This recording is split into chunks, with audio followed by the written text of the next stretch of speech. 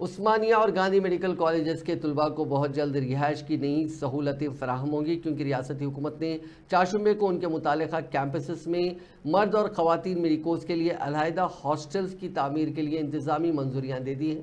اس تعلق سے محکمہ صحت و خاندانی بہبود نے ایک GO بھی جاری کر دیا، جس کے مطابق عثمانیہ میڈیکل کالج کوٹھی میں مرد و خواتین جونیئر ڈاکٹرز کے ہاسٹل کے لیے بالترتیب 80 کروڑ روپے اور 35 کروڑ روپے منظور کیے گئے ہیں۔ اسی طرح دواخانہ عثمانیہ میں ایک ڈینٹل ہاسپٹل کے لیے 6 کروڑ روپے کی منظوری بھی عمل میں آئی ہے۔ بوائز ہاسٹل کی مرمت اور آہک پاشی کے کاموں کے علاوہ دواخانہ عثمانیہ میں CC روڈز بھی بچھائی جائیں گی۔